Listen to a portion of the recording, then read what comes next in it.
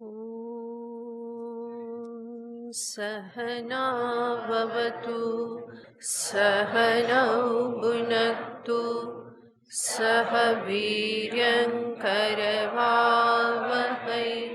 तेजस्विनावधीतमस्तु मा विद्विषावहै। ॐ शान्ति शान्ति शान्तिः। शङ्करं शङ्कराचार्यं केशवं बादरायणं सूत्रभाष्यकृतौ वन्दे भगवन्तौ पुनः पुनः। ईश्वरो गुरुरात्मेति मूर्तिभेदविभागिने व्योमवद्व्याप्तदेहाय दक्षिणामूर्तये नमः। ॐ पार्थाय प्रतिबोधितां भगवता नारायणेन स्वयं व्यासेन ग्रथितां पुराणमुनिना मध्ये महाभारतम् अद्वैतामृतवर्षिणीं भगवतीम् अष्टादशाध्यायिनीम् अम्ब त्वामनुसन्दधामि भगवद्गीते भवद्वेषिणी।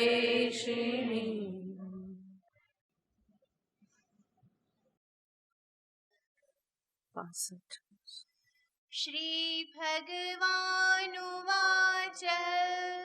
प्रसादे सर्वदुःखानां हानिरस्योपजायते प्रसन्नचेतसो ह्याशु बुद्धिः पर्यवतिष्ठते नास्ति बुद्धिरयुक्तस्य न चायुक्तस्य भावना न चाभावयतः शान्तिः अशान्तस्य कुतः सुखम् इन्द्रियाणां हि चरतां यन्मनोनुविधीयते तदस्य हरति प्रज्ञां वायुर्नावमिवाम्भसि तस्माद्यस्य महाबाहो निगृहीतानि सर्वशः इन्द्रियाणीन्द्रियार्थेभ्यः तस्य प्रज्ञा प्रतिष्ठिता या निशा सर्वभूतानां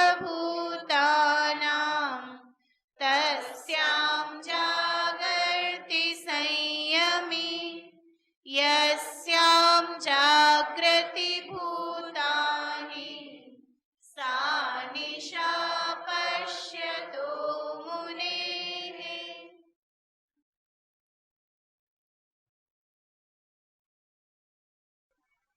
ભગવાન શ્રી કૃષ્ણચંદ્રએ છેલ્લા શ્લોકમાં જ્ઞાની અને અજ્ઞાનીના દ્રષ્ટિકોણનું નિરૂપણ કર્યું. જગત પ્રત્યેનો જ્ઞાનીનો દ્રષ્ટિકોણ કેવો હોય, જગતના વ્યવહારો વિષયો પ્રત્યે જ્ઞાનીનો દ્રષ્ટિકોણ, એવી જ રીતે અજ્ઞાનીનો પણ દ્રષ્ટિકોણ, જેને દર્શાવતા ભગવાને કહ્યું યા નિશા સર્વભૂતાનામ, સર્વભૂતોને માટે, પ્રાણીઓને માટે જે નિશા સમાન છે, નિશારૂપ છે. નિશા યાને રાત્રિ યાને અંધકાર, જેવી રીતે ત્યાં કંઈ જણાતું નથી. સર્વભૂતોને માટે પરમાત્મા બ્રહ્મ એ કેવા બની રહેશે? તો કે રાત્રિ સમાન બની રહેશે. એ વિષયમાં એ કંઈ વિશેષ જાણતા નથી. જે વિષયમાં અજ્ઞાની કંઈ વિશેષ જાણતા નથી, એ વિષયમાં બ્રહ્મ પરમાત્મા પ્રત્યે જ્ઞાની સંપૂર્ણ જાગ્રત છે. આને જ આપણે સરળ ભાષામાં જોયેલું હતું કે જે વસ્તુ અજ્ઞાની માટે બહુ જ મહત્વ ધરાવે છે, જ્ઞાની માટે એનું એટલું મહત્વ નથી. અને જે જ્ઞાની માટે મહત્વ ધરાવે છે એને અજ્ઞાની કોઈ મહત્વ આપતો નથી. તો આ રીતે બંનેના દ્રષ્ટિકોણમાં ઘણો જ ભેદ છે. કહેવામાં આવે કે 3 પ્રકારના લોકો, જ્ઞાની, આસ્તિક અને નાસ્તિક. જ્ઞાની પરમાત્મા પ્રત્યે જાગ્રત છે. આસ્તિક પરમાત્મા પ્રત્યે સ્વપ્નાવસ્થામાં છે. અને નાસ્તિક સંપૂર્ણ નિદ્રાવસ્થા, સુષુપ્તિ અવસ્થામાં છે.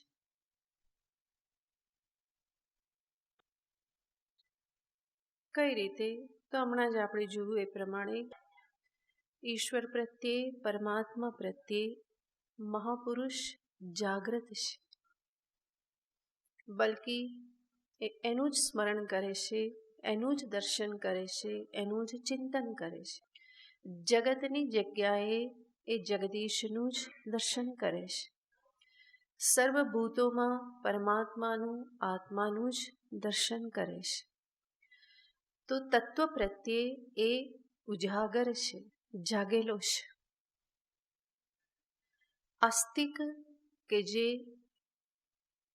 જરૂર ઈશ્વર પરમાત્મા આ બધાને સ્વીકારે છે, પરંતુ એને યથાર્થ સ્વરૂપે જાણતો નથી. પરમાત્મા જે સ્વરૂપે છે એનાથી અન્ય સ્વરૂપે એને જાણે છે. અને એ અન્યથા ગ્રહણને જ શાસ્ત્રમાં સ્વપ્નાવસ્થા કહેવામાં આવે છે. પરમાત્માનું વાસ્તવિક સ્વરૂપ અખંડ, અદ્વિતીય, સર્વવ્યાપક, સચ્ચિત આનંદ સ્વરૂપ છે. અને એ જ પારમાર્થિક વાસ્તવિકતા છે. એ જ તત્વ અનેક પ્રકારના રૂપ ધારણ કરી અને પ્રગટ થાય છે. તો જે પણ સોપાધિક સ્વરૂપ જે છે એનું પણ વાસ્તવિક સ્વરૂપ તો નિરુપાધિક જ છે. એ જ પરમાત્મા, નિર્ગુણ નિરાકાર પરમાત્મા જ સગુણ ઈશ્વર રૂપે પ્રગટ થાય છે. આસ્તિક જે છે એ પરમાત્માને કઈ રીતે જુએ છે? વૈષ્ણવ કહેશે કે કૃષ્ણ ભગવાન છે. વૈરાગી કહેશે કે રામ ભગવાન છે. શૈવ મતમાં માનનારા કહેશે કે શિવજી ભગવાન છે. આ બધાને સમાવવા માટે ફરી કોઈ કહેશે કે પંચાયતન પૂજા કરો, એમાં બધા આવી જાય. તો એ બધામાં તમે જેને મુખ્ય માનતા હોય એને ક્યાં બેસાડવા? વચ્ચે બેસાડવા, અને બીજા બધા આજુબાજુ આવી જાય. તો ભગવાનના સંદર્ભમાં આવી રીતે કહેવામાં આવે છે. પરંતુ હકીકત એ છે કે આ સર્વ કોઈ ઈશ્વરના સ્વરૂપ તો છે જ, પરંતુ મૂળ તત્વ તો કેવું છે? એક જ છે. એમાં કોઈ ભેદ ક્યારેય પણ રહેલો નથી. નિર્ગુણસ્ય દ્વિતીયસ્ય નિરાકાર સ્વરૂપિણઃ ઉપાસકાનામ સિદ્ધ્યર્થમ બ્રહ્મણો રૂપકલ્પના. બ્રહ્મ પરમાત્મામાં આ સર્વ રૂપને, રામ કૃષ્ણ શિવાદિ રૂપને જે જોવામાં આવે છે, અનેક દેવી દેવતાઓ સ્વરૂપે જે જોવામાં આવે છે, એ જે પણ રૂપ જે છે એ કેવું છે? ઉપાસકાનામ સિદ્ધ્યર્થમ. ઉપાસક મંદ મધ્યમ બુદ્ધિ પરમાત્મામાં મન લગાવી શકે એટલા માટે એક રૂપ સગુણ સાકાર એવું રૂપ ધારણ કરે છે. પરંતુ પારમાર્થિક સ્વરૂપ તો નિર્ગુણ અદ્વિતીય સચ્ચિદાનંદ ઘન સર્વવ્યાપક સ્વરૂપ જ છે. એટલા માટે જ સ્વામી દયાનંદજી હંમેશા કહેતા, કોઈ એમને પૂછે કે તમારા હિન્દુ ધર્મમાં તો બહુ બધા ભગવાન છે, આવું કેવી રીતે? ત્યારે સ્વામીજી એવું કહેતા કે બહુ બધા ભગવાન નથી, બલ્કિ કેટલા છે? એક જ છે. એક જ અનેક સ્વરૂપે પ્રગટ થાય છે. એનાથી આગળ સ્વામીજી કહેતા કે અમારી પાસે જે પણ શાસ્ત્ર સિદ્ધાંત છે એના આધારે કહીએ તો અમારી પાસે એક ભગવાન નથી, પરંતુ કહેશે ભગવાન માત્ર છે, બીજું કંઈ જ નથી. Not one god but only god. ખાલી ભગવાન જ છે, એમાં એક છે એવું કહેવાની પણ જરૂર નથી. એક ભગવાન છે ને બીજું બધું એવું નહીં, તો એક જ ભગવાન છે, બલ્કિ ભગવાન માત્ર છે. અને એટલા માટે જગત પણ શું છે? ભગવાનનું જ, પરમાત્માનું જ સ્વરૂપ છે. તો આ સિદ્ધાંત છે. પરંતુ આ સિદ્ધાંતને ન સમજનારાને માટે અનેક પ્રકારની ઉપાસનાની સિદ્ધિને અર્થે અનેક પ્રકારે ભગવાન રૂપ ધારણ કરે છે, અવતાર ધારણ કરે છે, અને એ ઉપાસના ભક્તિને અર્થે છે. પરંતુ એ જ ભગવાન અંતે ફરી અંતર્ધાન થાય છે અને પોતાના એ વાસ્તવિક સ્વરૂપમાં વિલીન થઈ જાય છે, ઉપાધિ. આ રીતે સિદ્ધાંત હોવાથી આસ્તિક ભગવાનને સ્વીકારે છે, પરંતુ એના પારમાર્થિક સ્વરૂપને ન જાણતું હોવાથી એનાથી કંઈક અલગ રૂપે એને સ્વીકારી અને એમાં જ એ પોતે દ્રઢતા અનુભવે છે. તો એવા લોકોને કહેવાય કે પરમાત્મા પ્રતિ સ્વપ્નાવસ્થામાં છે. અન્યથા ગૃહ્ણતઃ સ્વપ્ન. સ્વપ્ન યાને વસ્તુ જે રીતની છે એનાથી એને અલગ રૂપે ગ્રહણ કરી લેવું. નાસ્તિક છે એ તો વેદ ઈશ્વર કોઈને સ્વીકારતા નથી, અને એટલા માટે એને ઈશ્વર જેવું કંઈ જણાતું જ નથી. તો એને શું કહેવાય? કે એ ઈશ્વર પરમાત્માના વિષયમાં સૂતેલો જ છે, એને કંઈ જણાતું નથી. આવા લોકોને શ્રી હર્ષ, જે એક મહાન સંત થઈ ગયા, મહાન વેદાંતી થઈ ગયા, જેમણે ઘણા મહાન પુસ્તકો લખેલા છે, ખંડન ખંડ ખાદ્ય આદિ, એ પૂછે છે, જે નાસ્તિક કે ઈશ્વર નથી એવું કહેનારાને એ પૂછે કે તમે ઈશ્વર કે બ્રહ્મ નથી એવું જે કહો છો, એ જાણીને કહો છો કે ન જાણીને? જવાબ શું આપવો પડે? એ કે અમે જાણીને કહીએ છીએ કે બ્રહ્મ નથી. જાણીને કહેવું એ તો શું કહેવાય? વ્યાઘાત જ થાય. અને ન જાણીને કહો કે નથી તો એ તમારી મૂર્ખતા કહેવાય. માટે તમે એવું કહી શકો જ નહીં. તો જે નાસ્તિક જે છે એ વધારે વિચાર કર્યા વગર શું કહી દેશે? બ્રહ્મ જેવું કંઈ છે નહીં. અને આવું કહેનારા ઘણા બધા તમને પણ મળતા જ હશે. તમે કંઈક મોડું ખોલો તો તરત શું કહેશે? આવું કંઈ છે નહીં, જે છે તે શું દેખાય એટલું જગત સાચું. તો આ રીતે આ ત્રણ પ્રકારના દ્રષ્ટિકોણ, ત્રણ પ્રકારે આ વિભાજન છે. જ્ઞાની ઉજાગર છે અને બીજા બંને કેવા છે? સ્વપ્ન અને સુષુપ્તિમાં છે. તો યા નિશા સર્વભૂતાનામ તસ્યામ જાગર્તિ સંયમી. યસ્યામ જાગૃતિ ભૂતાની સા નિશા પશ્યતઃ મુનેહે. જે સત્યને જાણી રહ્યો છે પશ્યતઃ એવા મુનિને માટે જગત, જગતના વિષયો, સંબંધો, જગતના માનાપમાન, સ્તુતિ નિંદા આ બધું જ શું છે કે નિશા સમાન છે. એનાથી એને કંઈ ફેર પડતો નથી. જ્યારે અજ્ઞાનીને માટે આ બધું કેવું બની રહેશે? માન, અપમાન, હું, તારું, મારું આ બધું કેવું બની રહેશે? બહુ જ મહત્વનું બની રહેશે. એનાથી આગળ બીજું કંઈ દેખાતું નથી. માટે ઉપનિષદ કહેશે ન સાંપરાય પ્રતિભાતિ બાલમ પ્રમાદ્યંતમ વિત્ત મોહેન મૂઢમ. આ વિત્તના મોહમાં, ધનના મોહમાં આવી અને જે મૂઢ બનેલા છે એને આ લોકથી બીજું કંઈ ઉપરનું કંઈ એમને જણાતું નથી, દેખાતું નથી. તો સ્વયં ઉપનિષદ પણ આ પ્રમાણે જ કહેશે. અને એને સામે રાખીને જ ભગવાન અહીંયા કહેશે કે જ્ઞાની અને અજ્ઞાનીના દ્રષ્ટિકોણમાં કેટલો ભેદ છે. આ રીતે દર્શાવ્યા પછી હવે ભગવાન દર્શાવે છે કે આવું દર્શન પ્રાપ્ત કરવાથી આ રીતના દ્રષ્ટિકોણના પરિણામે જ્ઞાનીની સ્થિતિ કેવી છે, આંતરિક સ્થિતિ એની કેવા પ્રકારની છે એનું નિરૂપણ ભગવાન આગળ કરે છે. આપૂર્યમાણમચલં પ્રતિષ્ઠમ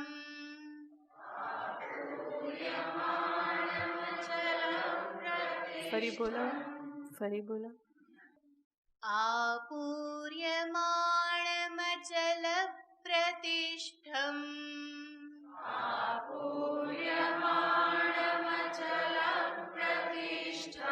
સમુદ્રમાપઃ પ્રવિશન્તિ યદ્વત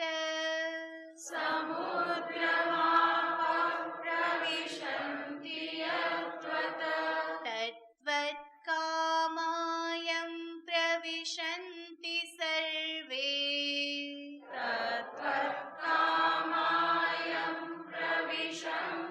સર્વે શાંતિમાપ્નોતિ ન કામકામી.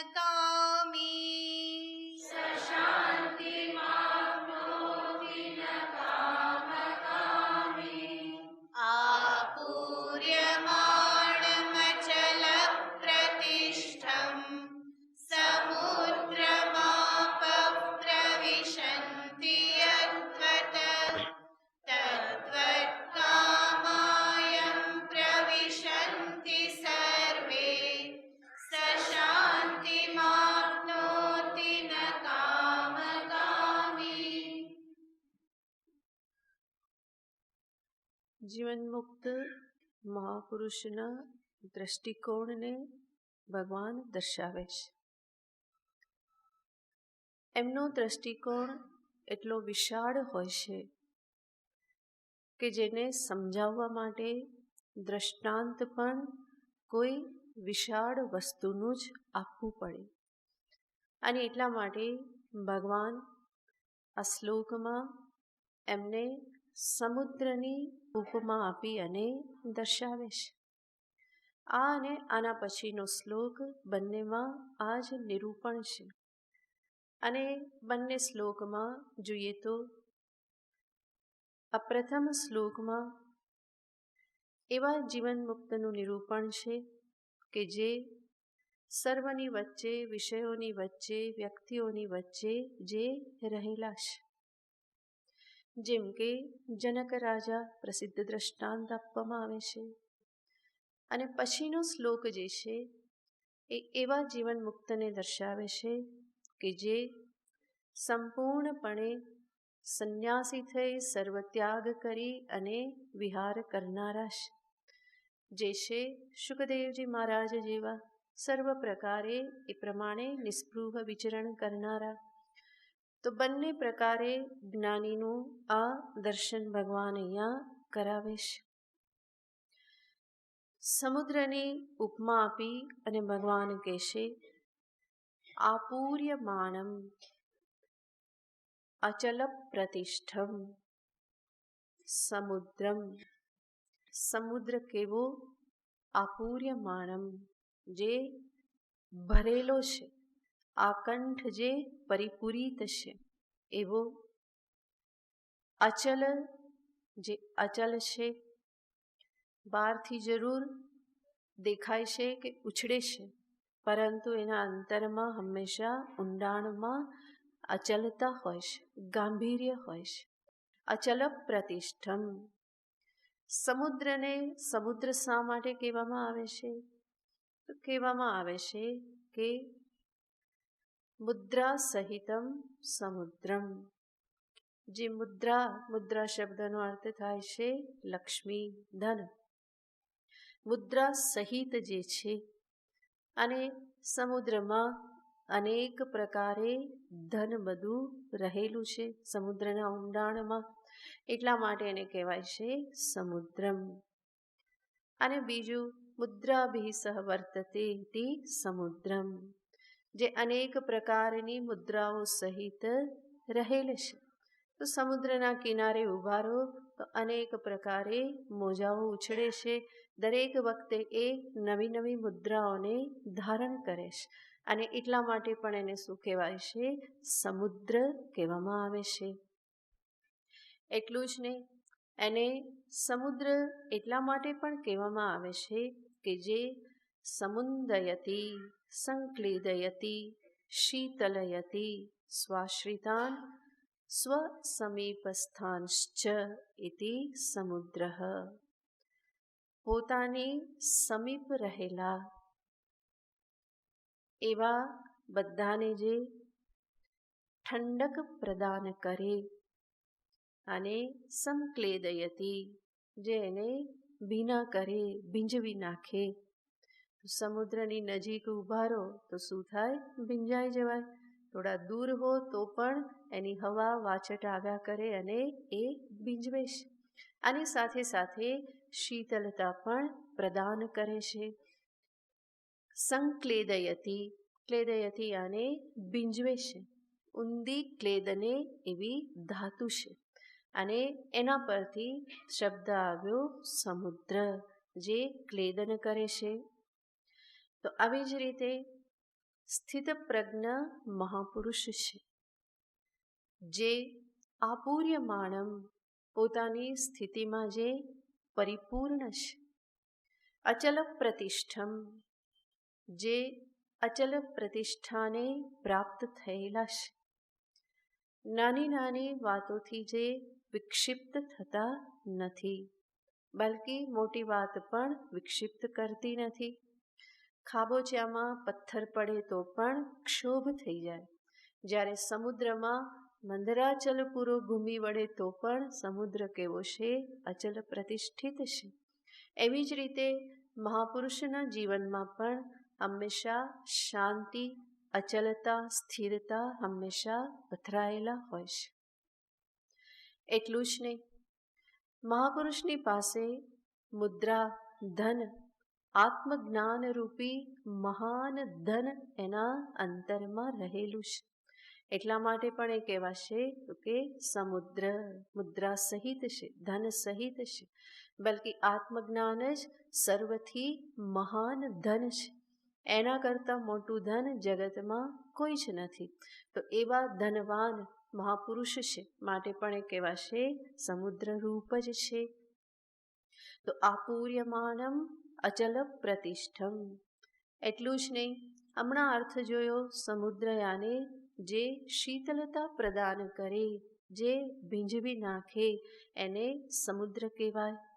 મહાપુરુષનું જીવન પણ એવું જ હોય છે, જે સુપ્રદાન કરે છે, એની પાસે આવનારાને જે હંમેશા શાંતિ પ્રદાન કરે છે, અને પ્રેમમાં, સ્નેહમાં જે હંમેશા લોકોને ભીંજવે છે. તો આવી રીતે સમુદ્ર માટે જે પણ અહીંયા શબ્દ વાપર્યા એ બધા જ કોને લાગુ પડે છે? મહાપુરુષ જીવન મુક્તને લાગુ પડે છે, જે હંમેશા શાંતિ, પ્રેમ પ્રદાન કરતા રહે છે. તો આવી રીતે સમુદ્ર અને મહાપુરુષ સમાન છે. આગળ ભગવાન કહેશે સમુદ્રમ આપઃ પ્રવિશંતિ યદ્વત. જેવી રીતે સમુદ્રમાં આપઃ જલ, નદીઓનું જલ બધું પ્રવેશે છે. તો આપણે જાણીએ છીએ કે સર્વ નદી અંતે ક્યાં મળે છે? સમુદ્રને મળે છે. અને સર્વ નદીઓનું જલ સમુદ્રમાં જ ઠલવાય છે, એમાં જ પ્રવેશ પામે છે.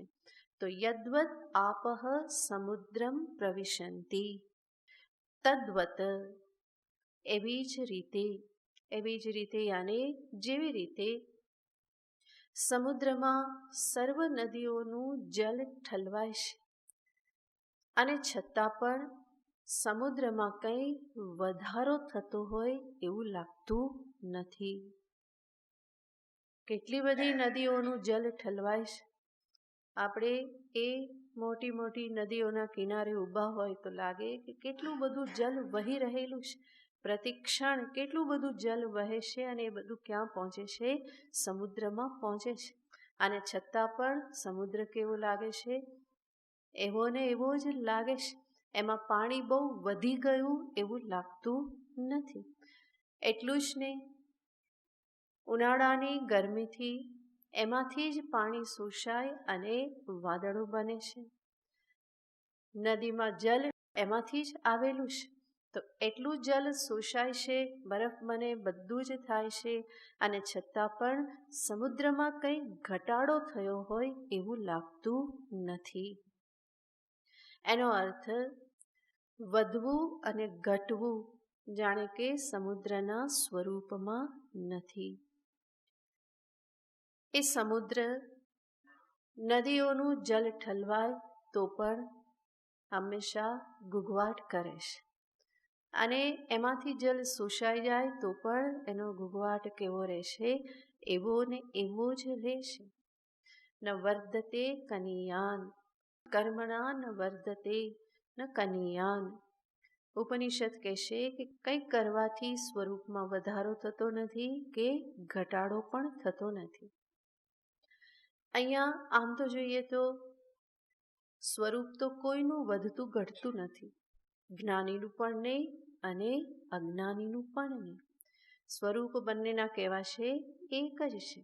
જ્ઞાની પણ પરિપૂર્ણ બ્રહ્મ છે, અજ્ઞાની પણ પરિપૂર્ણ બ્રહ્મ જ છે. તો સ્વરૂપમાં કંઈ વધારો ઘટાડો થતો નથી.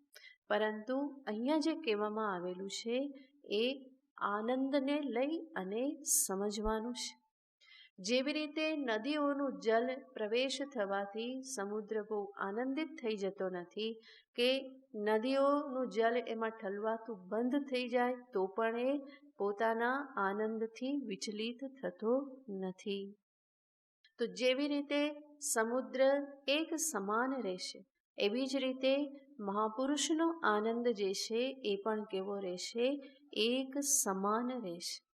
યદ્વત આપઃ સમુદ્રમ પ્રવિશંતિ તદ્વત, એવી જ રીતે તદ્વત કામાયમ પ્રવિશંતિ સર્વે, એવી જ રીતે સર્વ વિષયો મહાપુરુષમાં પ્રવેશ કરે છે અને એને પ્રાપ્ત થાય છે. અને એવા મહાપુરુષ કે જે અંદરથી પરિપૂર્ણ છે, તૃપ્ત છે, એની આજુબાજુ અનેક પ્રકારે વિષયો ફેલાયેલા હોય તો પણ મહાપુરુષને કંઈ ફેર પડતો નથી. જેમ દ્રષ્ટાંત આપણે જોયું, જનક રાજા જેવા મહાપુરુષ જેની પાસે બધા જ રાજ્યોચિત બધા વિષયો છે. એક રાજાને માટે હોય એવા સર્વ વિષયો એની આજુબાજુ છે અને છતાં પણ સ્વયં કેવા છે કે અંદરથી ઉદાસીન છે, એમને કંઈ ફેર પડતો નથી. તો એવા મહાપુરુષ વસ્તુતઃ વિષય પણ એને જાણે કે પ્રાપ્ત જ થતા રહેશે. વિષયોને પણ જાણે મહાપુરુષ ગમતા હોય એવું લાગે છે. એ પણ ક્યાં જવા ઈચ્છે છે? તો કે લાલચી પાસે નહીં, પરંતુ જે વિરક્ત છે એની પાસે જવા ઈચ્છે છે. તો વિષયો એને પ્રાપ્ત થાય છે અને છતાં પણ અંતરની જે સ્વસ્થતા, અંતરની પરિપૂર્ણતા કે અંતરનું અચલત્વ જે છે એમાં કંઈ ફેર પડતો નથી. અને કદાચ આ બધું જતું રહે, કંઈ નષ્ટ થઈ જાય તો પણ મહાપુરુષને કંઈ ફેર પડતો નથી. તો વિષયોની આવન જાવન, મનુષ્યોની સંબંધોની આવન જાવન, ભેગા થયા, છૂટા પડ્યા, વ્યવહાર થયો, ના થયો, સંબંધ બંધાયા, સંબંધ છૂટી ગયા, આ બધામાં એની સ્થિતિ કેવી રહેશે? તો કે એક સમાન રૂપે રહેશે. જે પણ પ્રાપ્ત થાય છે એ પ્રારબ્ધ વશાત પ્રાપ્ત થાય છે. અને પ્રારબ્ધ વશાત જે પ્રાપ્ત થયું એને જરૂર પ્રબળ પ્રારબ્ધ હોય તો ટાળી શકાતું નથી, અને માટે મહાપુરુષ ત્યાં જ રહેશે. પરંતુ પ્રારબ્ધથી પ્રાપ્ત થતું બધું ભોગવવું જ એવું જરૂરી નથી. વિષયની પ્રાપ્તિ પ્રારબ્ધથી થાય છે, એને ભોગવવું ના ભોગવવું એ મારા હાથની વાત છે, મારી ઈચ્છા પર નિર્ભર છે. અને મહાપુરુષ એ છે કે જેને વસ્તુતઃ અંતરમાં એવી કોઈ ઈચ્છા કામના છે નહીં, અને એટલા માટે જ વિષયોનું હોવું ન હોવું એ એના માટે સમાન બની રહેશે. દરેક સ્થિતિમાં એ સમત્વને હંમેશા ધારણ કરીને જ રાખે છે, બલ્કિ એ સહજ છે, અને એનો આનંદ પણ બંને સ્થિતિમાં સમાન છે. કોઈ દિન લડ્ડુ, કોઈ દિન ખાજા, કોઈ દિન ફાકમ ફાકાજી, ભૂખે રહેનાજી. આ બંનેમાં એની સ્થિતિ કેવી છે? તો કે સમાન સ્થિતિ છે. તો આવી પરિપૂર્ણ સ્થિતિને ભગવાન આમાં દર્શાવે છે. આ જે સ્થિતિને અહીંયા વાત કરવામાં આવે છે એનું રહસ્ય શું છે? આપણે પહેલાં પણ જોયેલું હતું કે મનુષ્યને માટે સમસ્યા ઉત્પન્ન કરનાર અંતરમાં રહેલા રાગ દ્વેષ છે. એના કારણે જ વિષય પોતાની છાપ છોડી દેશે. પહેલાં આપણે જોયું હતું ને, રાગ દ્વેષ જે છે એ શું છે? કેમિકલ છે, જેના પરિણામે આ બધી છાપ અંદર પડે છે, ચોંટી જાય છે બધું. પરંતુ આત્મજ્ઞાનના પરિણામે જેનું અંતર એટલું શુદ્ધ થયેલું છે કે આ બધા રાગ દ્વેષાદિ ન હોવાથી વિષયો એના અંતરમાં કોઈ છાપ પાડી શકતા નથી, કોઈ નવા સંસ્કાર વાસનાને ઉત્પન્ન કરાવી શકતા નથી. બલ્કિ એનું અંતઃકરણ કેવું છે? અરીસા જેવું જ, આવ્યું અને ગયું, આવ્યું અને ગયું, એમાંથી કોઈ એને ફેર પડતો નથી. અને સાથે સાથે આ રાગ દ્વેષના અભાવના કારણે જ મહાપુરુષના અંતરની શાંતિ હંમેશા જળવાઈ રહેશે. સમસ્યા, અશાંતિ બધી એના કારણે જ છે. મહાપુરુષની શાંતિનું રહસ્ય છે એનું આત્મજ્ઞાન, અને આત્મજ્ઞાનના મૂળમાં છે સ્વચ્છ હૃદય, અંતઃકરણની શુદ્ધિ. તો આ બે જ વસ્તુ છે, અંતરની શુદ્ધિ અને રાગ દ્વેષનું અત્યંત શિથિલીકરણ, અને બીજું છે પોતાના સ્વરૂપનું જ્ઞાન. મહાપુરુષની પરિપૂર્ણતા, શાંતિ, આનંદ એની પાછળનું રહસ્ય આ જ છે. દ્રષ્ટિકોણ જેટલો વિશાળ એટલી જ મનમાં શાંતિ વધારે. વિશાળ દ્રષ્ટિકોણનો અર્થ છે રાગ દ્વેષ ઓછા છે, પરિચ્છિન્નતા, સંકુચિતતા નથી.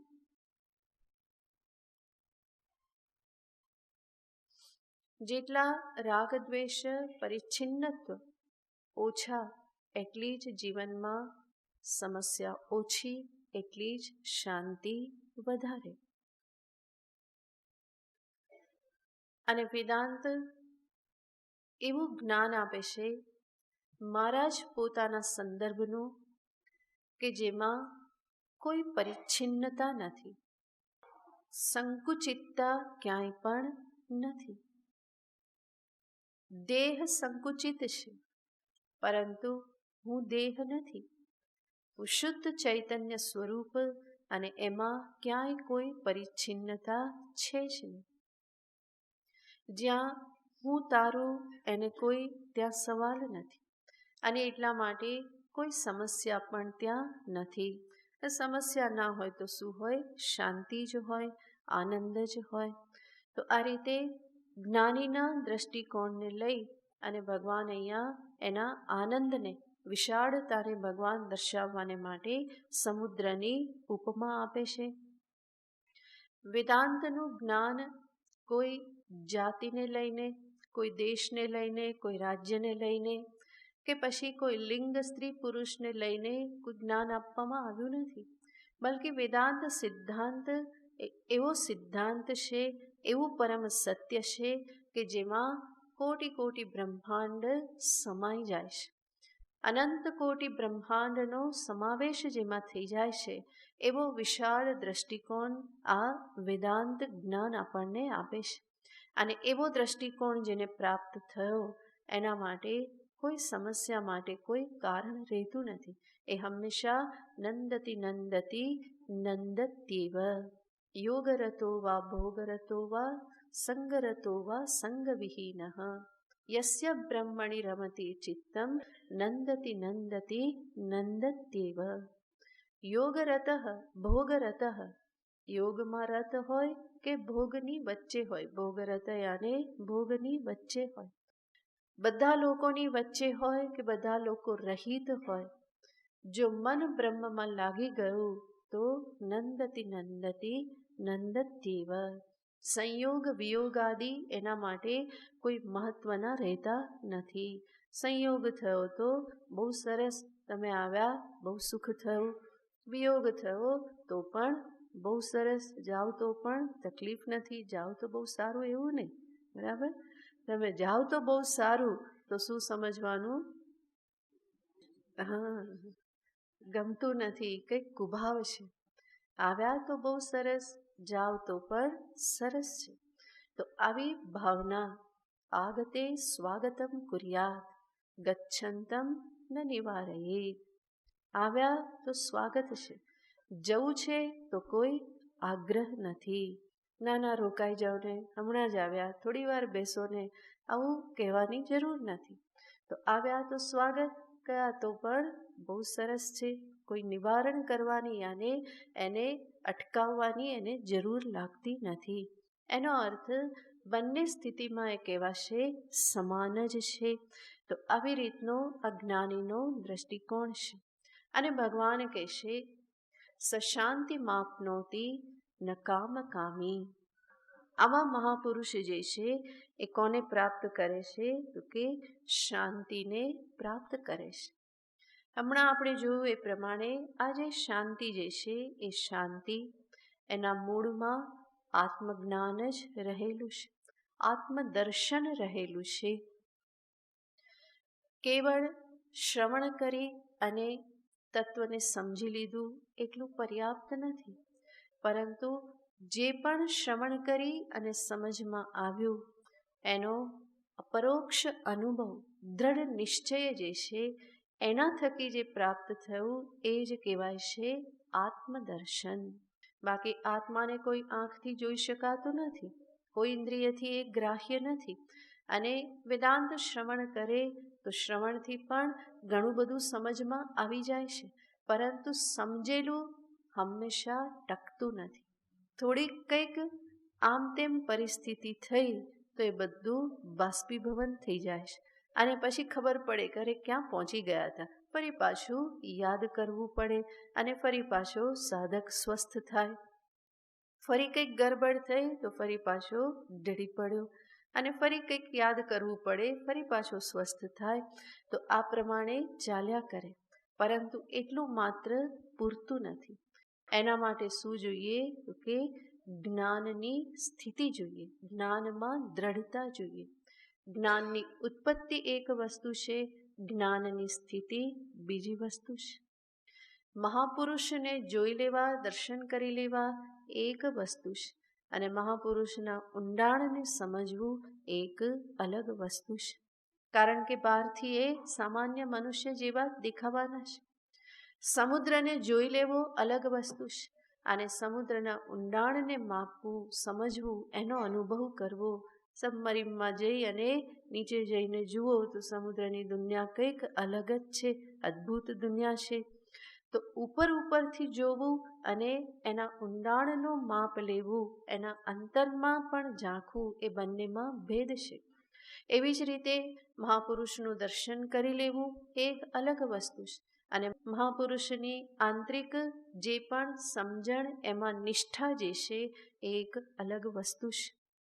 અને એ નિષ્ઠાની પાછળ આ અપરોક્ષ દર્શન કામ કરે છે. પરોક્ષ દર્શનમાં વારંવાર ભૂલાઈ જવાય છે. સુખ થોડું થાય અને સુખ ફરી પાછું જતું રહે છે. સાંભળો, અહમ બ્રહ્માસ્મિની વાતો સાંભળો તો બહુ સુખ થાય અને ત્યારે લાગે કે હા, આ જ સાચું છે, હું તો આ જ છું. પણ કોઈકે મારું ધાર્યું ન કર્યું તો તરત જ શું થઈ જાય છે, એ બ્રહ્મ પછી પહેલાં શું થવું જોઈએ, આ બધું સરખું થવું જોઈએ. તો એવી રીતની સ્થિતિ કે જેમાં હું નાની વાતમાં વિચલિત થઈ જાઉં તો સમજવાનું કે હજુ દર્શન થયું નથી, સાચું આત્મદર્શન હજુ સુધી થયું નથી. તો ભગવાન અહીંયા જે શાંતિની વાત કરે છે એ આવા અપરોક્ષ આત્મદર્શન વગર સંભવ બનતું નથી. એ જ્ઞાનમાં દ્રઢતા કેવલ ભાવનાથી, કલ્પનાથી આવતી નથી, પરંતુ સાક્ષાત અપરોક્ષ દર્શન જ એનો ઉપાય છે. ગરમીમાં કેવલ બરફની કલ્પના કરવાથી ગરમી જતી રહેતી નથી. શું કરવું પડે? કલ્પના માત્રથી કામ થતું નથી, ભાવના માત્રથી કામ થતું નથી. ત્યાં તો બરફ ગોળો ખાઈએ તો ઠંડક થાય, કલ્પના કરવાથી કંઈ થાય નહીં. તો ગરમીમાં બરફની કલ્પનાથી કંઈ ફાયદો ના થાય. એવી રીતની અહીંયા કોઈ સ્થિતિ કહેવામાં આવતી નથી. જ્ઞાનીની સ્થિતિ એ કોઈ ભાવનાની અવસ્થા નથી. જ્ઞાનીની સ્થિતિ એ કોઈ પોતાના બ્રહ્મ સ્વરૂપની કલ્પનાની અવસ્થા નથી, પરંતુ એની સ્થિતિ એ પરમ સત્યમાં સ્થિતિ છે. અને એ પરમ સત્ય છે અહમ બ્રહ્માસ્મિ. આ જ જ્ઞાન અંતરમાં શાંતિ, અંતર્મુખતા, આ બધું જ પ્રદાન કરે છે. અને એટલે જ એ હંમેશા અંદરથી ભર્યો છે. તડકાની બીકથી કે બહાર વરસાદ આવતો હોય એટલા માટે ઘરમાં બેઠા રહે, એની શું સ્થિતિ થવાની? જેવો વરસાદ બંધ થયો, ક્યાં જશે? તરત બહાર જશે. અને ત્યારે એ કહે કે હું તો બહુ અંતર્મુખ છું, ઘરમાં જ રહું છું. તો એની અંતર્મુખતા કેવી કહેવાય? એ સાચી અંતર્મુખતા નથી. બહાર જવાય એવું નથી માટે નથી જતો. કર્ફ્યુ લાગ્યો છે અને પછી કહે છે કે હું તો ઘરમાં જ રહું, મારે ક્યાંય બહાર જવાનું નહીં. તો એવી અંતરસ્થિતિ કે એવી અંતર્મુખતા એ સાચી અંતર્મુખતા નથી. બલકે બહાર જવા માટે બધી જ સંભાવનાઓ હોય અને છતાં પણ એ અંદર શાંતિથી બેસે તો એને શું કહેવાય? અંતર્મુખ કહેવાય. તો આપણી સ્થિતિ કોઈ બાહ્ય પરિબળ ઉપર આધારિત નહીં હોવી જોઈએ, બલકે આ સ્થિતિ જે છે એ દ્રઢપણે પોતાના પર જ આધારિત છે, પોતાની સ્વરૂપ નિષ્ઠા ઉપર.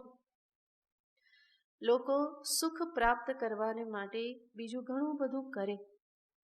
કોઈ ભોગથી સુખ પ્રાપ્ત કરે, કોઈ અમુક પ્રકારની ક્રિયાથી સુખ પ્રાપ્ત કરે, કોઈ ભાવનાથી સુખ પ્રાપ્ત કરે, કોઈ વસ્તુ મેળવીને સુખ પ્રાપ્ત કરે, કોઈ કલ્પનાથી સુખ પ્રાપ્ત કરે. બધા અંતે તો પ્રયત્ન શેના માટે છે? સુખ પ્રાપ્ત કરવા માટે જ છે. અને એટલે એ સુખ પ્રાપ્ત કરવાના અનેક ઉપાય શોધે છે. કોઈ પ્રાણાયામથી સુખ પ્રાપ્ત કરે, કોઈ યોગાસનમાં સુખ પ્રાપ્ત કરે, આ બધા સુખ માટે જ છે. અને કોઈ ધ્યાનમાં સુખ પ્રાપ્ત કરે, ધ્યાન શેના માટે કરે છે? સુખ પ્રાપ્તિને માટે કરે છે. તો બધું સુખ પ્રાપ્તિને માટે કરે છે, પરંતુ આ બધામાં સુખ જે છે એ કોના પર આધારિત છે? કોઈ બાહ્ય પરિબળ પર આધારિત છે. અને એટલા માટે એ સાચું સુખ કે શાશ્વત સુખ બનતું નથી, બલકે સાચું સુખ, સાચી શાંતિ એ કોઈ બાહ્ય પરિબળ પર આધારિત ન હોવી જોઈએ, પરંતુ પોતાના પર જ આધારિત હોય. પોતાની સમજદારી, પોતાના જ્ઞાનની નિષ્ઠા એના પર જ એ આધારિત હોવી જોઈએ. કોઈ બાહ્ય પરિબળથી ઉત્પન્ન કરેલું સુખ ફરી પાછું નષ્ટ પણ થઈ જાય, પરંતુ જે મારું વાસ્તવિક સુખ સ્વરૂપ જ છે, કે જે સુખ સ્વરૂપની પાછળ મુખ્યતયા પરિપૂર્ણતા રહેલી છે, પરિપૂર્ણતામાં હંમેશા સુખ શાંતિ છે, અને એ પરિપૂર્ણતા આત્મજ્ઞાનના પરિણામે છે. માટે એ રીતે જે શાંતિ કે સુખ પ્રાપ્ત થાય છે એ જ સાચી શાંતિ છે, અને એને જ ભગવાન અહીંયા કહે છે સ શાંતિ માપનોતી ન કામકામી. કામકામી જે છે, કામકામી અને અનેક પ્રકારના વિષયોની કામનાઓ કરનાર, ઈચ્છાઓ કરનાર, કામયાને કામાયાને વિષય, અને એની કામના કરનાર, ઈચ્છા કરનાર, અનેક પ્રકારની ઈચ્છાઓથી ગ્રસ્ત એવો કામકામી આ શાંતિને પ્રાપ્ત કરી શકતો નથી. તો ભગવાને અહીંયા દર્શાવ્યું કે કેવી રીતે જ્ઞાની આ સમુદ્રની જેમ અચલ રહી અને શાંતિને પ્રાપ્ત કરે છે. મૂળમાં હંમેશા આત્મદર્શન જ છે. અને દર્શન એટલે શું? આ આત્મદર્શન યાને પોતાને સચ્ચિત આનંદ સ્વરૂપે દ્રઢપણે નિશ્ચય થઈ જવો. અને આવો નિશ્ચય જ્યારે થાય તો સમજાશે કે આ સમસ્ત જગત, દૃશ્યમાન જગત જે છે એ મારા જ સત્સ્વરૂપનું વિવર્ત છે. સમસ્ત દૃશ્યમાન જગત મારા જ ચિત્ત સ્વરૂપની સ્ફુરણા છે, પ્રતીતિ છે. અને સમસ્ત જગત મારા જ આનંદનો ઉલ્લાસ છે. સતનું વિવર્ત છે, ચિત્તનું સ્ફુરણ છે, આનંદનો ઉલ્લાસ છે. હું સચ્ચિત આનંદ છું, યાને એવું નથી સમજવાનું કે હું આ શરીરની અંદર કંઈક જુદો છું અને એ શું છે? સચ્ચિત આનંદ છે. એવી રીતે કલ્પના કરવાની નથી, બલ્કિ હું સચ્ચિદાનંદ ઘન યાને સત્ય, યાને હું નિત્ય છું, હું જ્ઞાન સ્વરૂપ છું, આનંદ સ્વરૂપ છું, અને મારું આ જે સચ્ચિત આનંદ સ્વરૂપ એ જ જગત રૂપે અભિવ્યક્ત થયેલું છે. આ દેહ અને બાહ્ય જગત સર્વરૂપે એ જ અભિવ્યક્ત થયેલું છે. મારા જ સત્સ્વરૂપનું વિવર્ત છે. યાને સત્સ્વરૂપ હું છું, અને છતાં પણ એમાં અધ્યસ્ત, એના કારણે જણાતું એવું આ જગત કેવું છે? તો કે અસત છે, એ અનિત્ય છે. હું સત નિત્ય છું, અને એનાથી વિપરીત સ્વરૂપે આ જગત જણાય છે. તો સત જ અસત જગત રૂપે વિપરીત રૂપે પ્રતીત થાય છે. તો વાસ્તવમાં તો છે શું? એક સત સ્વરૂપ જ છે, જ્ઞાન સ્વરૂપ જ છું. અને જ્ઞાન એક જે ચૈતન્ય જ્ઞાન સ્વરૂપ એ જ સમસ્ત જગતનું સ્ફુરણ છે. વૃત્તિથી જગત જણાય છે, અને બધી જ વૃત્તિનું જે સ્ફુરણ જે છે એ શેના કારણે છે? તો કે જ્ઞાન થકી જ છે. અને જગત મારા જ આનંદનો ઉલ્લાસ છે. આવી રીતે જ્યારે જોવામાં આવે તો એ શાંતિ માપનોતી, એ જ્ઞાની આ દર્શનના કારણે શાંતિને પ્રાપ્ત કરે છે. ન કામકામી, અનેક પ્રકારની કામનાઓથી ગ્રસ્ત એવી વ્યક્તિ શાંતિને પામતો નથી. જ્ઞાની કેવી શાંતિને પામે છે? ભગવાન આગળ કહેવાના જ છે, શાંતિમ નિર્વાણ પરમામ. કેવી? નિર્વાણ પરમામ શાંતિ, પરમ શાંતિને કે જે ક્યારેય પણ છૂટીને ફરી જવાની નથી, એવી શાશ્વત શાંતિને જ્ઞાની પ્રાપ્ત કરે છે. ન કામકામી, કામકામી નહીં. અને એટલે જ ભગવાન આગળના શ્લોકમાં તરત કહેશે કે જે સર્વ કામનાઓને છોડીને વિચરણ કરે છે. આગળ વિહાય કામાન યસ સર્વાન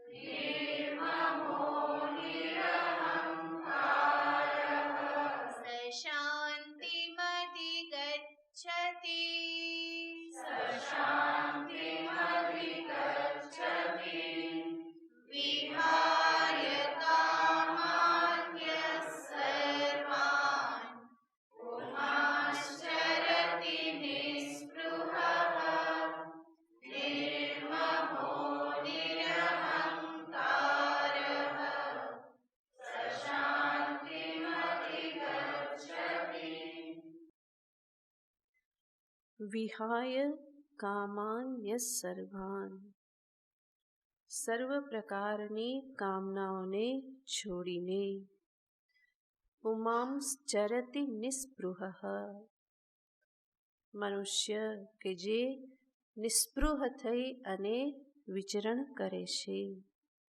નિર્મમો નિરહંકાર, મમત્વ રહિત થઈ, અહંકાર રહિત થઈ અને જે વિચરણ કરે છે. સ શાંતિમધિગચ્છતિ, એ શાંતિને પ્રાપ્ત કરે છે.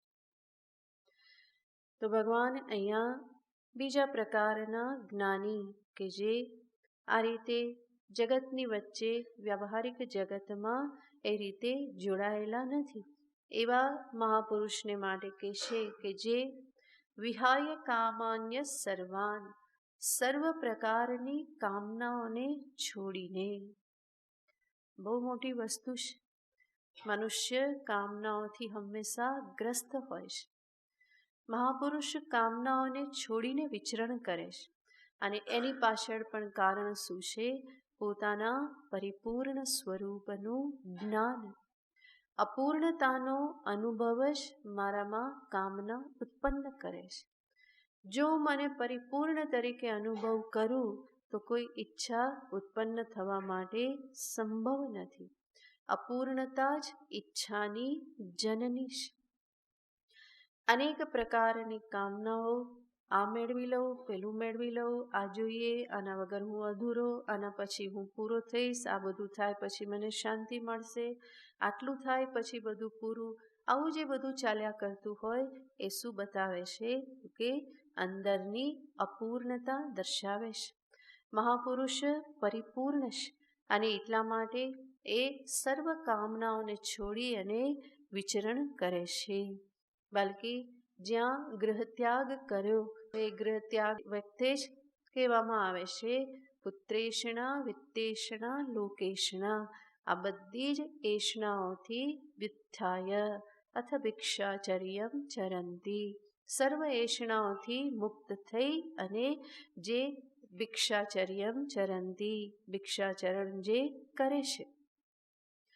તો આ જ્ઞાનને માટે, પરમાત્માને માટે જીવન જે સમર્પિત કર્યું એની પૂર્વે જ સાધક અવસ્થામાં જ શું કરે છે? કામનાઓનો ત્યાગ કરે છે. આ જરૂર સંપૂર્ણ ત્યાગ નથી થતો, પરંતુ પરમાત્મા પ્રાપ્તિના માર્ગનો પ્રારંભ જ ત્યાંથી થાય છે અને અંતે પરિપૂર્ણ જ્ઞાનથી સંપૂર્ણપણે કામનાઓથી એ મુક્ત થઈ જાય છે. બલકે કામના નિવૃત્તિ એ જ મહાત્માનું નિર્માણ કરે છે. મહાત્મા કોને કહેવાય? જે આવી પરિચ્છિન્ન કામનાઓથી જે મુક્ત છે,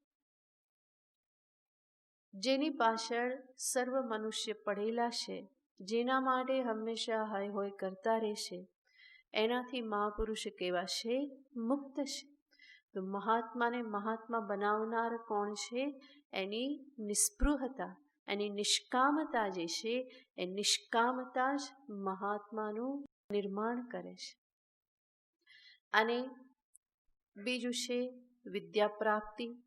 વિદ્યા પ્રાપ્તિથી અવિદ્યાની નિવૃત્તિ થાય છે. એ વિદ્યાથી કે અવિદ્યા નિવૃત્તિથી એ કોણ બને છે? પરમાત્મા. નિષ્કામતા મહાત્મા બનાવે છે અને આત્મવિદ્યામાં નિષ્ઠા એને શું બનાવી દેશે? પરમાત્મા. પરમાત્મા તો છે જ, પણ પોતાના પરમાત્મા સ્વરૂપને એ જાણી લે છે. સ્થિતપ્રજ્ઞ મહાપુરુષ, વ્યવહારિક દ્રષ્ટિએ જેની સ્થિતપ્રજ્ઞતા કહેવામાં આવે છે એ જ શું છે? નિષ્કામતા છે. અને તાત્વિક દ્રષ્ટિએ એ જ મહાપુરુષ પરબ્રહ્મ પરમાત્મા છે. અને એ નિષ્કામતાથી સાધુ સાધુ બને, મહાત્મા મહાત્મા બને. નહીં તો એ શું બની રહેશે? કામનાઓના કારણે હંમેશા વિષયોનો, જગતનો દાસ બની રહે. જ્યારે આમાંથી મુક્ત થાય તો એ કોણ બની રહેશે? સ્વામી, જગતનો વિષયોનો સ્વામી બની રહેશે. એને જ ભગવાન અહીંયા કહેશે પુમાંશ્ચરતી. પુમાન યાને પુરુષ. પુરુષ યાને સ્ત્રી પુરુષ એ પુરુષ નહીં, પરંતુ પુરુષ શબ્દનો અર્થ છે કે જે પોતાના પુરુષાર્થથી સામર્થ્ય હોવા છતાં પણ એ કામનાઓમાં, વિષયોમાં ફસાતો નથી. સર્વ પ્રકારે વિષય પ્રાપ્તિનું, વિષય ભોગનું સામર્થ્ય હોવા છતાં પણ જે એમાં ફસાતો નથી. તો એવું જેનું પૌરુષત્વ છે એને અહીંયા ભગવાન શું કહેશે? પુમાન કહેશે. હંમેશા જ્યારે પૌરુષત્વની વાત આવે સાધનામાં, તો ત્યાં પૌરુષત્વયાને કોને લઈને કહેવામાં આવે છે? આજ અંતરની વાસનાઓ પર નિયંત્રણ, ઇન્દ્રિયો પર નિયંત્રણ, કામ ક્રોધાદિ પર નિયંત્રણ, આ જે પ્રાપ્ત કરવું એ જ શું છે? સાચું પૌરુષત્વ છે. એટલે ભગવાન અહીંયા કહેશે કે પુમાંશ્ચરતી. પુરુષ આ પ્રમાણે વિચરણ કરે છે. કેવી રીતે? વિહાય કામાન્ય સર્વાન. ભગવાન શબ્દ વાપરી દેશે સર્વાન કામાન. સર્વ કામનાઓને, ઈચ્છાઓને, વિષયોને ત્યાગીને. સર્વ શબ્દ ભગવાને એટલે વાપર્યો કે કંઈ પણ બાકી રાખતા નથી. કારણ કે મનુષ્યની આ હંમેશા આદત છે. એ ક્યાંકથી ને ક્યાંકથી તો છટકબારી શોધી જ લે કે આટલું તો ચાલે ને, આટલું નહીં પણ આટલું તો ચાલે ને, એ આટલું તો ચાલે ને, આટલું તો ચાલે ને, એ જે એની વૃત્તિ છે ભગવાન જાણે છે. અને એટલા માટે શું કહી દેશે? સર્વાન કામાન વિહાય. એવું નહીં કે બે ચાર ઈચ્છા તો રાખી શકે ને, વધારે નહીં તો આટલું તો રાખી શકે ને. ભગવાન એમાંનું કંઈ સ્વીકારતા નથી. એ છે સર્વ કામનાઓને છોડીને. સર્વમાં બધું જ આવી જાય.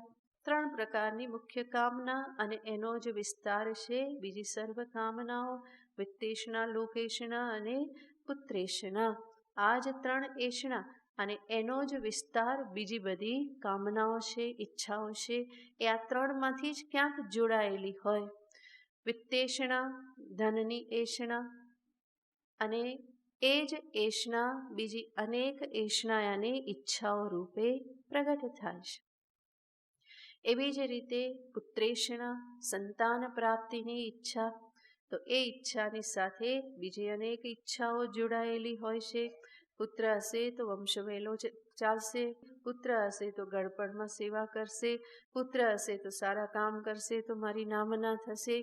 તો આવી રીતે બીજી અનેક પ્રકારની ઈચ્છાઓ એની સાથે જોડાઈ જતી હોય છે. હવે પુત્ર છે તો એના પાલન પોષણ માટે ફરી શું જોઈએ? તો કે નોકરી કરવી જોઈએ, ધન કમાવવું જોઈએ. તો આ ધનની ઈચ્છા ફરી પાછી આની સાથે જોડાઈ જાય છે.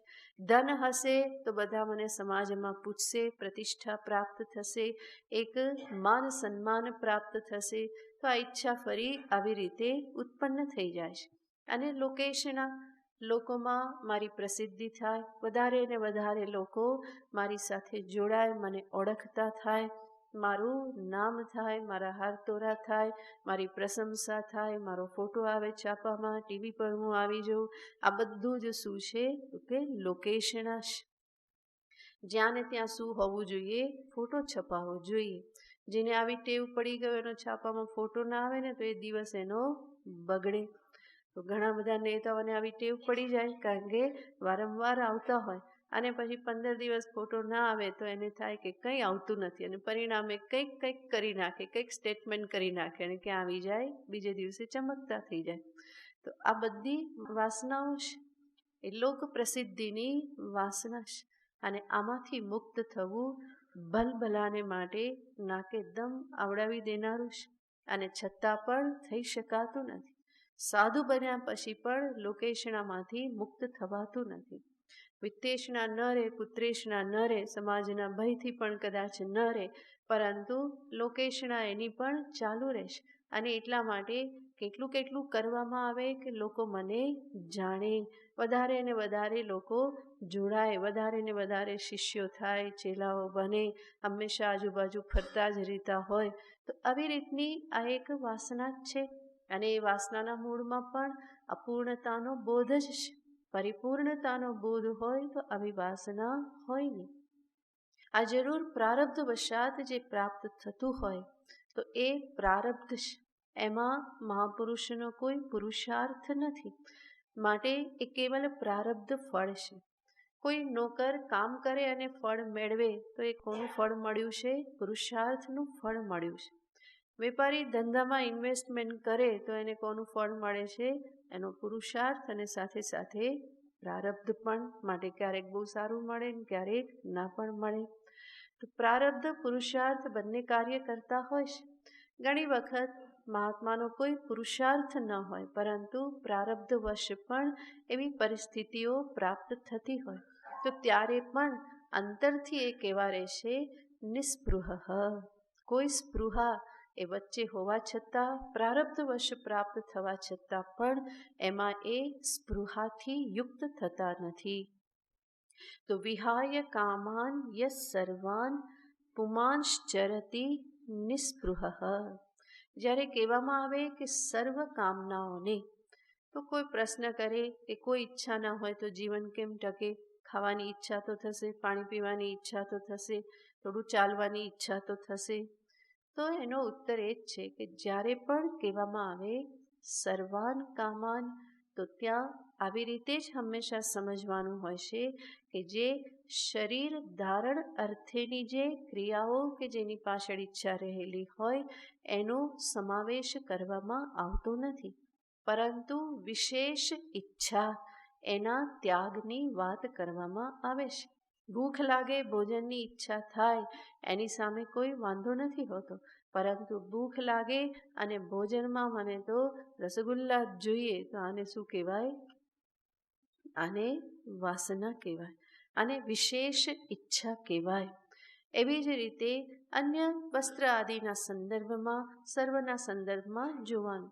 શરીર ધારણને અર્થે જે ઈચ્છા અને ઈચ્છાથી જે ક્રિયા થાય એનો સમાવેશ નથી થતો હોતો, નહીં તો શરીર યાત્રા જ ચાલે નહીં, પરંતુ એના સિવાયની જે વિશેષ ઈચ્છાઓ જે છે એનું ગ્રહણ કરવામાં આવતું હોય. અને પ્રારબ્ધવશ વિશેષ કંઈ પ્રાપ્ત થયું તો ભગવાન કહેશે કે એમાં એ કેવો રહેશે? નિસ્પૃહ. વિહાય સર્વાન કામાન પુમાંશ્ચરતિ નિસ્પૃહ. નિસ્પૃહ થઈ અને એ વિચરણ કરે છે. નિસ્પૃહ થઈ અને વિચરણ કરે છે છતાં પણ આવી પડ્યું તો ભગવાન કહેશે નિર્મમઃ. પ્રારબ્ધથી આવી પડ્યું તો અનેક વખત મહાત્મા આપી દેતા હોય, બીજાને પધરાવી દેતા હોય, પણ એવું ન થઈ શક્યું અને પાસે જ રહ્યું તો એના પ્રત્યેનો દ્રષ્ટિકોણ કેવો હોય છે? નિર્મમઃ. એમાં મમત્વ થતું નથી. વસ્તુ પાસે આવે પછી એમાં શું થઈ જાય છે? મમત્વ થઈ જાય છે. પરંતુ મહાપુરુષને માટે ભગવાન કહેશે કે નિર્મમઃ. પ્રારબ્ધવશ પ્રાપ્ત થયું અને સાથે જ રહી ગયું એવા વિષયો કે વ્યક્તિઓ જે પણ હોય તે એના પ્રત્યે મહાપુરુષ કેવા રહેશે? નિર્મમઃ. એ મમત્વ રહિત એમાં રહેશે. આગળ ફરી ભગવાન કહેશે નિરહંકાર. નિર્મમો નિરહંકાર. ફરી આવું શા માટે ભગવાને કીધું? એટલા માટે કે આ બધું કરવા છતાં પણ ફરી શું થઈ જાય? હું તો કેવો છું? નિસ્પૃહી, મમતા રહિત, આપણને કંઈ લાગે વળગે નહીં. એનો અર્થ શું? લાગી ગયું, અહંકાર આવી ગયો. હું તો નિસ્પૃહી, હું તો મમત્વ રહિત. આ ફરી પાછું શું થઈ જાય છે? અહંકાર આવી જાય છે. તો ભગવાન કહેશે નિરહંકાર. સાથે સાથે કેવું વિચરણ જોઈએ? નિરહંકારી, અહંકારનો ત્યાગ કરે છે. આ બધાથી જ જોવાનું છે, કામના ત્યાગ કરે તો પણ પ્રારબ્ધવશ આવી જાય તો કદાચ સ્પૃહા થઈ જાય, અને પ્રારબ્ધવશ આવેલું પોતાની પાસે જ ટકી જાય તો આગળ મમત્વ પણ થઈ જાય, અને મમતા છૂટે તો પણ આગળ શું થઈ જાય? અહંકાર, અભિમાન પણ થઈ જાય. માટે ભગવાન બહુ જ સમજી વિચારીને એક પછી એક શબ્દ વાપરે છે. નિસ્પૃહ ચરતી, નિર્મમ ચરતી, નિરહંકાર ચરતી, સ શાંતિમ અધિગચ્છતિ. એ શાંતિને પ્રાપ્ત કરે છે. વિશેષ પછી ઓમ પૂર્ણમદ પૂર્ણમિદં પૂર્ણાત પૂર્ણમુદચ્યતે પૂર્ણમાદાય પૂર્ણમેવાવશિષ્યતે. ઓમ શાંતિ શાંતિ શાંતિ. હરિ ઓમ શ્રી ગુરુભ્યો નમઃ. હરિ ઓમ.